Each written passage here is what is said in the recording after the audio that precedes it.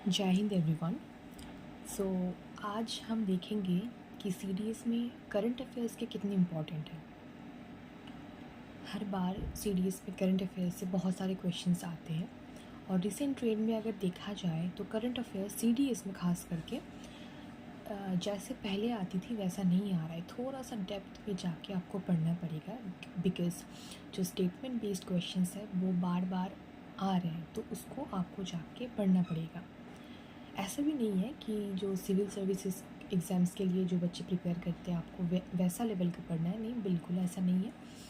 But आज हम करेंगे कि सी डी एस एग्ज़ामिनेशन 2024 का जो पेपर है उसको हम थोड़ा सा एनालाइज करेंगे एंड देन देखेंगे कि कितना इम्पोर्टेंस रखता है करंट अफेयर्स क्वेश्चन पेपर में। Okay, so let's start it.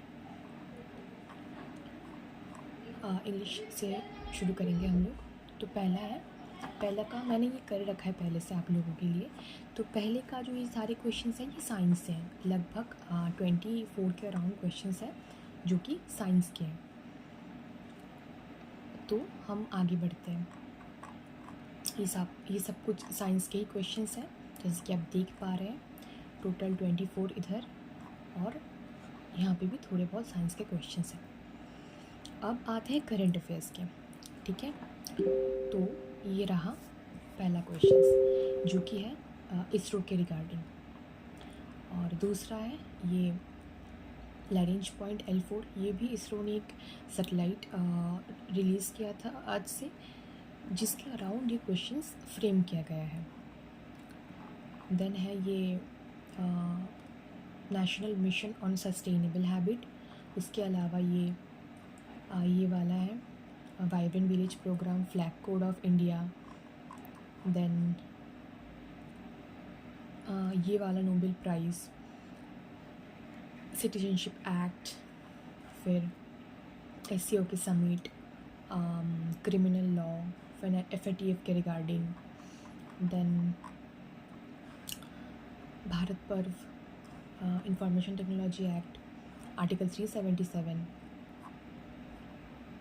Then national recruitment agency, जैसे कि BHBDC नीट स्कैम हुआ था उसके रिगार्डिंग ये फ्रेम किया गया है। उसके अलावा ये जो लोकसभा अभी इलेक्शन हुई थी हमारे लोकसभा की, तो उसके रिगार्डिंग ये क्वेश्चन फ्रेम किया गया है। और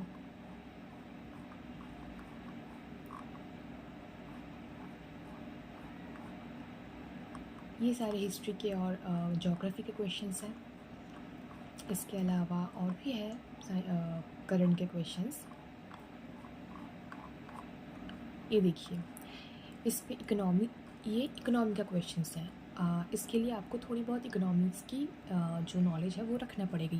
ये क्या है कि वॉस्ट्रो और नॉस्ट्रो जो अकाउंट है, जिससे कि जो रशिया और इंडिया है अपने रुपये और रूबल में ट्रेड कर सके, तो उसके रिगार्डिंग ये अकाउंट बनाया गया है। एक बैंक अकाउंट रहेगा रशिया में, दूसरा वाला रहेगा इंडिया में। उसके थ्रू ही जो हम रशिया से जो ऑयल वगैरह है वो खरीदते हैं, डिफेंस इक्विपमेंट खरीदते हैं, वो हम खरीद पाएंगे और वो पैसों को ही इस्तेमाल करके रशिया इंडिया में इन्वेस्ट करेगा। जैसे कि आप सब लोग जानते हैं कि जो स्विफ्ट इंटरनेशनल पेमेंट सिस्टम है वहाँ से रशिया को दंडित कर दिया गया था due to the Ukraine war. तो उसके रिगार्डिंग ये है। ये इकोनॉमिक्स का भी है और करंट का भी है, ठीक है। उसके अलावा ये देख पा रहे हैं आप आत्मनिर्भर भारत स्कीम, ये भी इकोनॉमिक्स से है थोड़ा सा बहुत, और करंट से रिलेट करके भी पूछा गया है।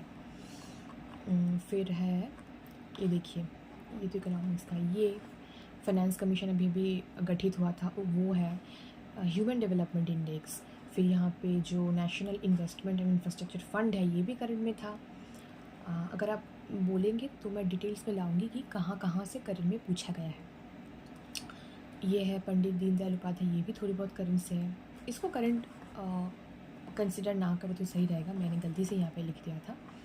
तो खैर ये देखिए, ये कॉमन सेंस का भी क्वेश्चन था थोड़ा सा, बिकॉज साइना नेहवाल जी जो है, अगर आप थोड़ी बहुत भी बैडमिंटन के ऊपर इंटरेस्ट रखते हैं तो आपको पता लगेगा कि साइना नेहवाल जी जो है वो अभी रिटायरमेंट ले चुकी है। और 2024 में जो चैम्पियनशिप हुई थी उसमें साइना नेहवाल जी बिल्कुल नहीं खेलें क्योंकि वो रिटायरमेंट ले चुकी है। तो ऑटोमेटिकली इसका आंसर D आ जाता है।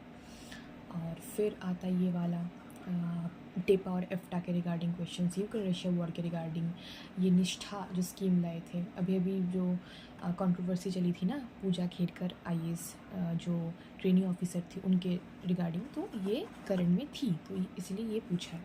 ये वाला mission zero carbon emission, UNDP, फिर PM जन मन, सागर सेतु यहाँ पे नीचे है, सागर सेतु, फिर ये जो अकेडमी अवार्ड्स है, फिर ये वाला OPD वगैरह, ये इसरो का फिर से ये तरमुगली, ये सब कुछ आप देख सकते हैं। ये देखिए NLFT, COP28, सब कुछ आपका करंट से रिलेटेड। तो ऑलमोस्ट 20 अराउंड 27 के आसपास करंट अफेयर्स से पूछा गया है। तो करंट अफेयर्स अगर आप पढ़ेंगे अच्छे से तो आप बहुत एक अच्छा होल्ड कर पाएंगे अपने क्वेश्चन पेपर के ऊपर। और इसके अलावा भी आप अब अगर आप जब करंट अफेयर्स पढ़ेंगे तो साथ ही साथ उसके रिलेटेड जो स्टैटिक्स है वो भी आपका प्रिपेयर हो जाएगा अगर आप थोड़ा सा सिंसियरली उसको पढ़े तो बस यही कहना था कि current affairs is a very important part of CDS examination. और ये भी नहीं है कि अगर आप करंट अफेयर्स पढ़ेंगे तो वो आपको सिर्फ और सिर्फ CDS में ही हेल्प करेगा, ऐसा नहीं है। आप आगे का जो एग्ज़ाम्स है जैसे कि CAPF है और स्टेट का भी बहुत सारा एग्ज़ाम्स वगैरह है तो वहाँ पे भी आपको बहुत से ज़्यादा हेल्प करेगा। तो करंट को बिल्कुल मत छोड़िएगा, उसको अच्छे से पढ़िएगा। और अगर आप चाहेंगे तो मैं डिटेल्स वीडियो भी इसका ला सकती हूँ कि कहाँ कहाँ से करंट अफेयर्स पूछा गया है। Okay, thank you so much. जय हिंद।